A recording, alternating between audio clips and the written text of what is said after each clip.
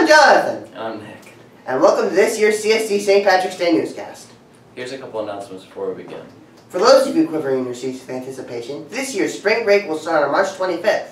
Don't forget, yearbooks are still for sale for $45. Be sure to order yours to ensure there's one for you on Spartan Day. Order yours now at www.jostens.com. Now, with that out of the way, as you all know, Intersession will be starting for us next week before spring break. Let's go to Dan with more information. The students and teachers of CSD are readying up for Intersession, a 3-day occurrence that is geared towards growth and development of all minds.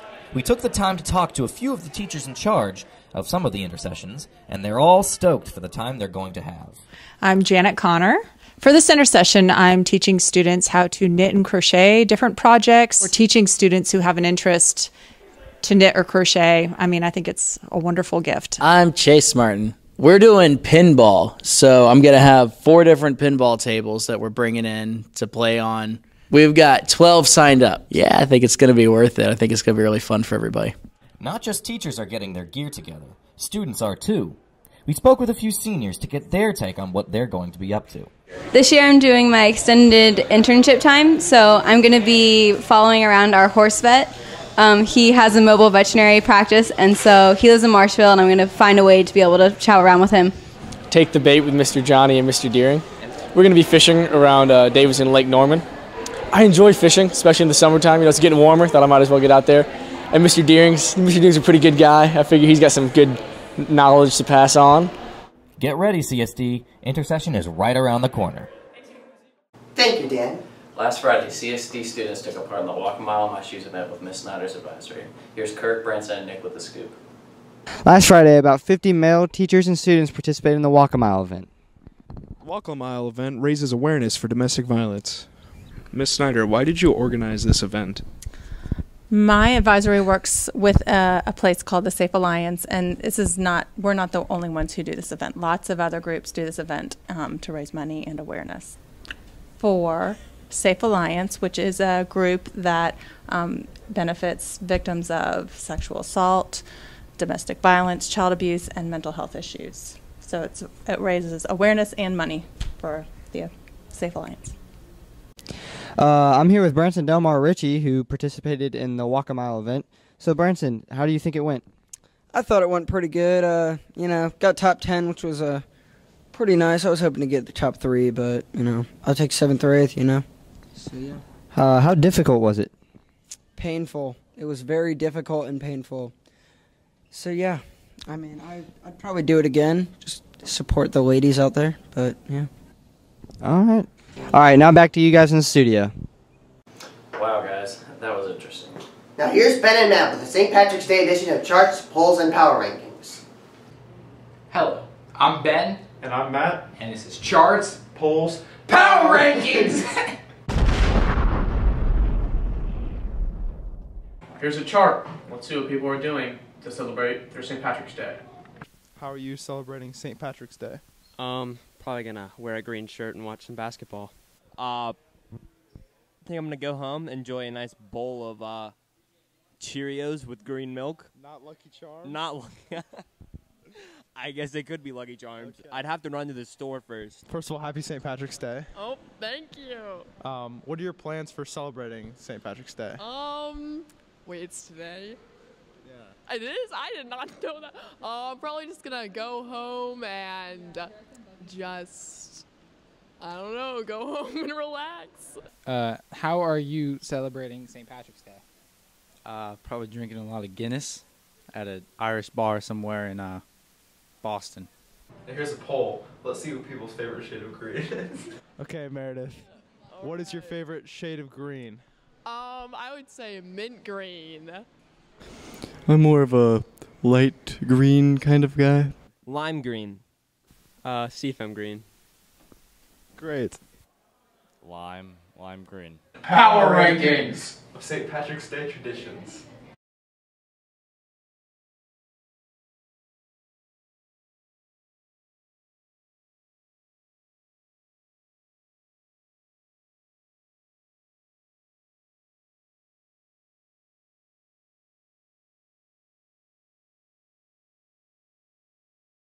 Thanks, you two. That was great as ever.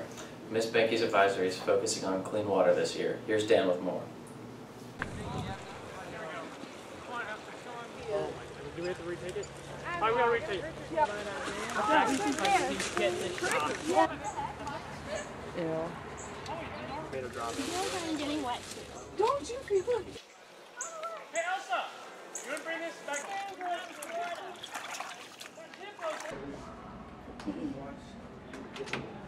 Hey Hannah, do you know where our drinking water comes from? Yeah, it comes from Mount Island Lake in Lake Norman. I hear we have to protect it. Why is that?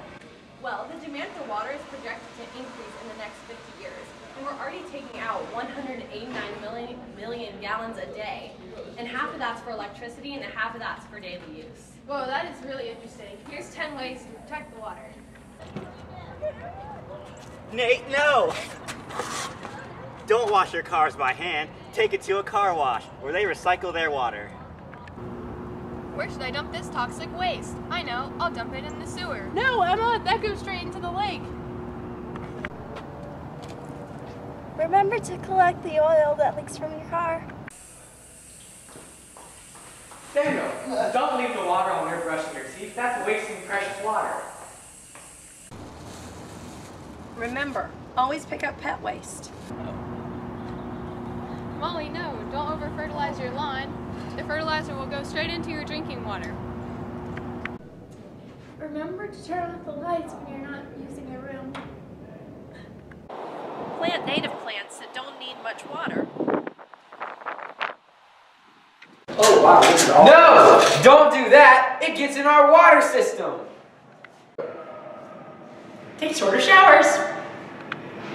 Thank you, Dan. I feel a lot more informed now. Next up, March Madness is upon us. Why don't we go to Miles and Jack for their story in bracketology?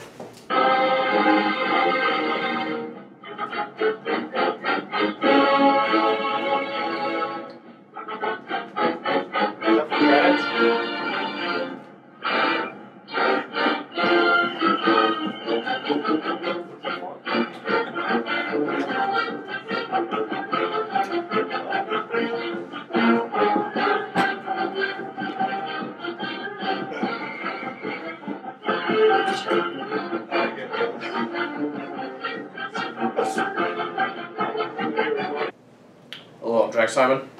And I'm Miles. This is our take on the madness that is sweeping our nation. Miles, tell them one of your bold predictions.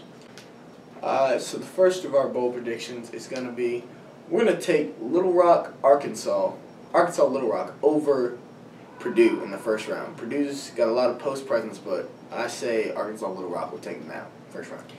My first one is Duke will lose either in the round of 64 or round of 32. They got a lot of hotheads on that team. I think Coach K isn't doing a good job of managing it this year, and Grayson Allen will probably trip himself walking out to the floor. Yeah, I definitely can see that. Now, next one I'm going to do is I'm going to take Wisconsin over Xavier in the second round. The round of 32, I say that Wisconsin's got a lot of talent. A lot of talent. Okay. My second one is I think that Wichita State will beat Vanderbilt in the qualifying round and then move on to Arizona. You know what? I think they'll shut them out of the stadium, quite frankly. I could definitely see that. Another one, we're going to take Chattanooga over Indiana. Now, Indiana's got a lot of talent, but Chattanooga is just next level bad. I mean, they super bad. I mean, they hide your kids, hide your wife, kind of bad. They bad. They bad. They bad. They bad. Yeah. Now, lastly, I have UNC not making it to the Elite Eight. Even when they were playing Virginia Sunday, Virginia was playing awful. They were still hanging in there. So I just really don't feel like UNC has what it takes to be a national championship team. Now, here's my last one. Right here. I'm going to sit here and I'm going to take UNC Asheville over Villanova in the first round. I say UNC Asheville's got a team full of shooters. And nothing else. Just some shooters. Shooters. Plus, Villanova's been rocky all year, too. Yeah, they've been up and down. They've been hilly, mountainous. Yeah. Now, that's it. So, guys, make sure to fill out your brackets, but don't get too crazy. We'll see you next time. Thank you, Mouse and Jack. And now, why don't we have today's edition of Throughout the Halls with Jason?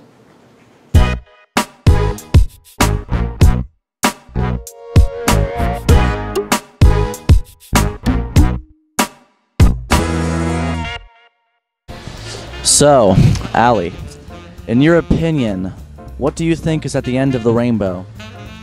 Probably like a leprechaun or something. Okay, okay.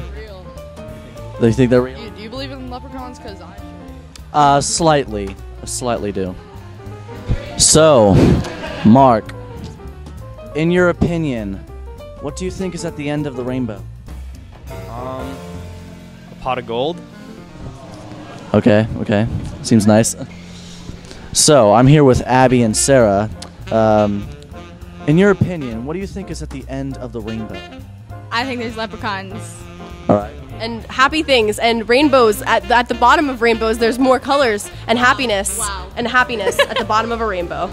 Heard it here first, folks. Sounds great. Where it is.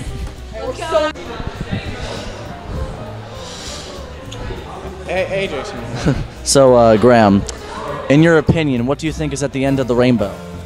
Well, there's like in our society, there's a betrayal of a leprechaun or people with red hair as being short and weak and just greedy. So I feel like St. Patrick's Day has a history of persecution. People like me with red hair have been persecuted throughout history.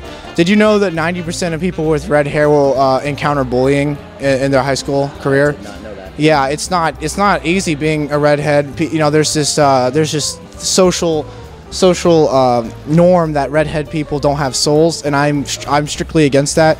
If you want to find more information about redhead people have souls, go to my website. It's gingershavesouls.com to raise awareness. Thank you.